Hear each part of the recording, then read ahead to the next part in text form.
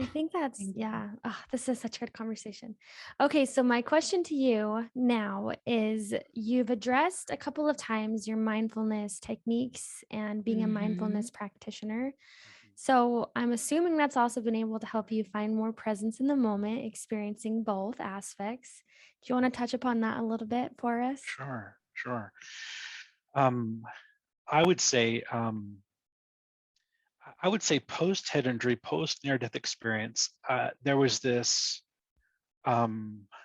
deep call. This is something I was searching for, and I'm going to date myself. This was before internet search engines were actually a thing, right? The internet existed, but you had to know the web address that you wanted to go to. Hmm.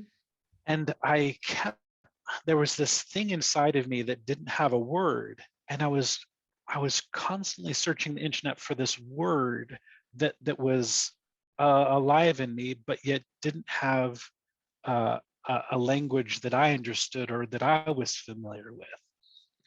And the closest thing that came up, when it started to show up on the internet was spirituality, right? Because I thought it was religion. I wasn't religion. I thought maybe it was Buddhism. It wasn't quite Buddhism. It was something that I didn't quite know. And then in that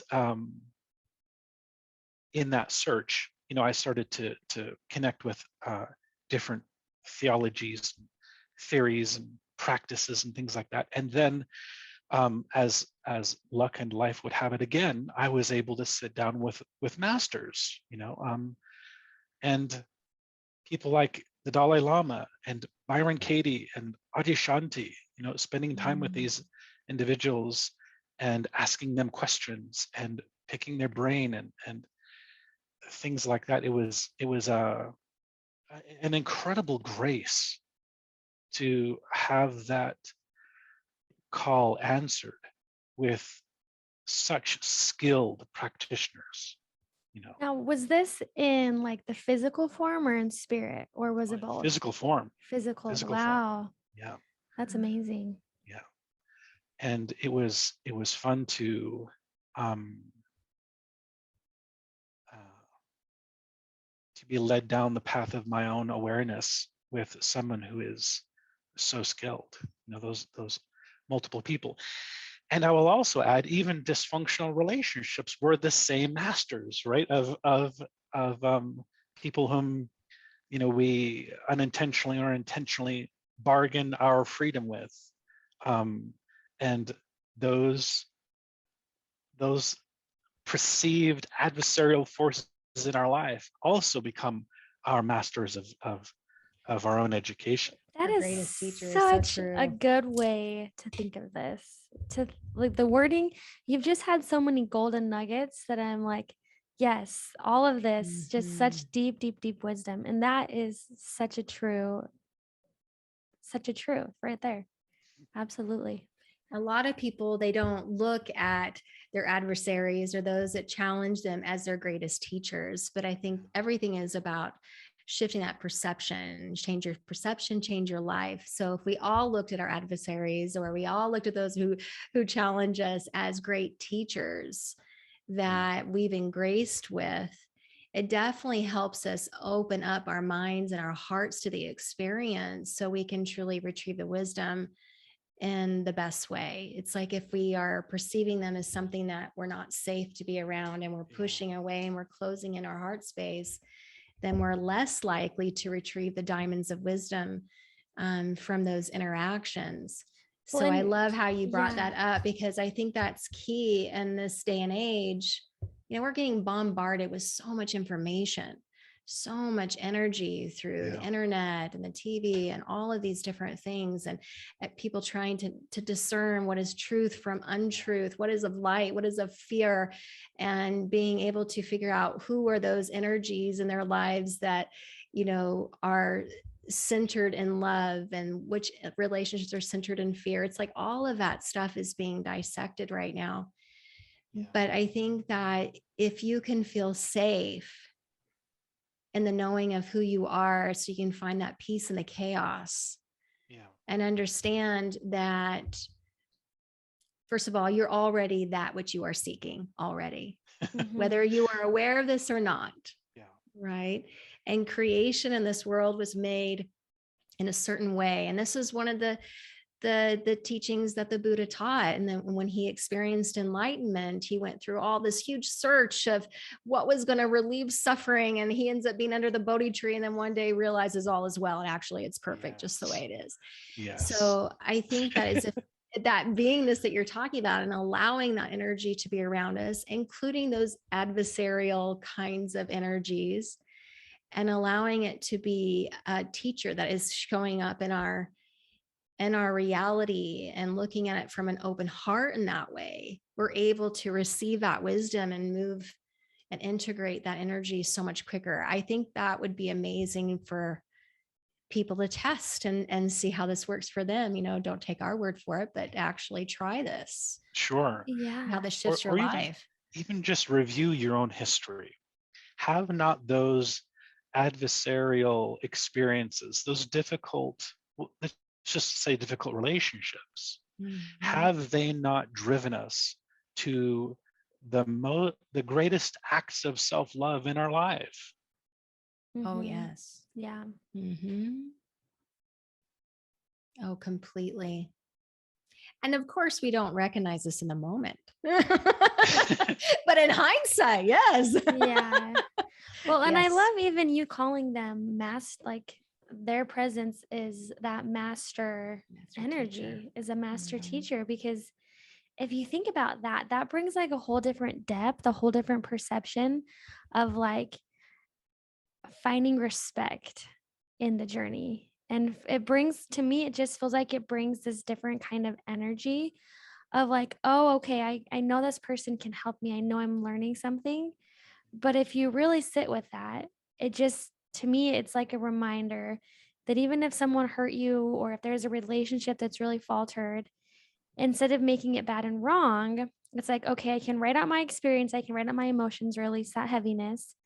But it's almost like when we look at the lessons learned, it helps us to pull back like like an eagle's perspective of who that person truly is. And they too are so much more than that experience. And so it almost Mhm. helps you see that, yes, their soul, just like my soul, if my soul is learning lessons, if I am more than this experience, so too are they.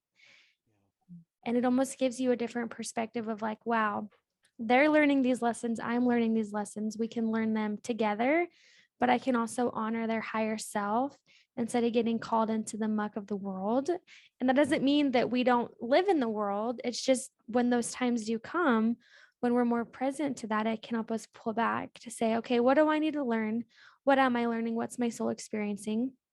And experience the good and the bad, but also give honor to their human journey, but also give honor to their higher essence, the lessons and the master that they're held here to teach us as well.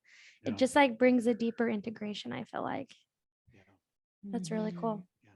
And I think it's like when we use those experiences to become right with ourselves, Yeah. we can then have the intimacy and the availability to become right with others.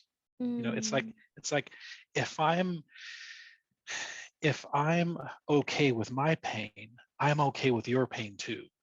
Your pain doesn't scare me, right? But if I'm not okay with my suffering, with my stuff, I will constantly be triggered. Mhm. It's a perfect mirror. It totally is a perfect mirror. And that's So what the universe will do. It will just keep bringing you these teachers to trigger those shadows that yes. we're not willing to just feel and feel safe with. And yeah, so true. so it's interesting. One of the things that came to my mind, I had a wonderful master teacher many years ago, and that she would ask, she would ask me when I was asking her question, what is your intention? And at the time I was like, why is she asking me like what my intention? I'm trying to be peaceful, happy, start a conversation, but there was always this questioning, like, where is this person coming from? She was very fearful of others, But at the same time, it was a wonderful teacher for me because it made me really sit with it. And at the time, I was reading the Course in Miracles, which you think about the universal divine timing and the matrix of your reality and how things will come and repeat in your mind. And that's such a core teaching. The Course in Miracles is really reflecting intention, the energies of intention behind action. And so, and how things are really an illusion, and a forgetfulness of who we are. But she came into my life at the perfect time. And it really inspired me to go deeper, to recognize the observer behind the action, to really sit with my presence, with the true essence of who I am, to really feel like, where is this energy rooted? Where is it coming from inside of me? How am I making these actions in my life? Like, where is this rooted? And it was when I went through this journey with this for over a decade, just really reflecting, and it really inspired me to say, where is my energy? What energy am I bringing into a space or into a room? Where is this word rooted, or why am I taking action in this way? It made me very self-aware, and I'm so grateful for her. And it's interesting how she is not a part of my life anymore, even though I didn't make it be that way. It's just that particular lesson that she was teaching me had a purpose and a timing, and it came in when it needed to inspire me to go deeper into my path. And at the time, it was so stressful and hard for me to be around that energy. But now I look at her, I'm like, she was a master teacher. She was a master teacher for me. And I'm truly grateful. Yeah. So I just love this conversation, Sean. And what I love too about the conversation is, like, we were going to talk about mindfulness tools. And you're like, well, what are these mindfulness practices? And I feel like you've taken us on a journey of what that means when it's integrated into your everyday life and experience, because so many people, including myself, we talk about tools of mindfulness and like the breath and coming in awareness of the five senses and then beginning your meditation practices in this mindfulness place. But taking that energy and integrating it into presence and mindfulness in everyday life. I love how you have really opened the door to that for us and for the listeners. It means so much to me. And I thank you for your wisdom, Sean. You're just such a blessing in my life. Thank you so much. I'm humbled to be such a reflection. Thank you. Well, and you can An just honor. tell that you are so humble about what you've experienced, is that it's not you. You're just like a facet of this amazing wisdom and knowledge and this ebb and flow of truth. And you can really feel that humility, which I think is so beautiful too. It just shows you're living a purpose much higher than your own human mind is focused on. You know what I'm saying? Like it's like surrender and trust. And it's such a good example of, just when we do live in that space. And of course, I know you're probably thinking I'm not perfect at it, but at the same time, it's like, it's such a good lesson and such a good example that it is possible for us to live a very present and a very mindful space. But we do make such great impact on people when we're able to do that for ourselves. But then we're able to meet people and be an influence and influence other people in ways that we couldn't even comprehend. And it all starts with that power of mindfulness to become more present, and then to really focus on seeing things from a higher perspective and just allowing those experiences to lead you for positive versus to hold you back. Yeah. And I would also add that it's safe to be present. Most of us don't think it's safe to be present. And interestingly enough, when we lose that mind identified perspective, or at least put it aside for a moment, that intimate presence is so natural.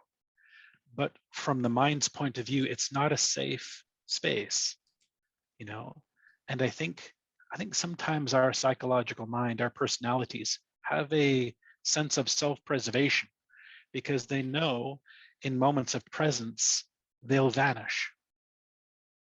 And we Mhm. tend to not realize just how often this happens throughout the day.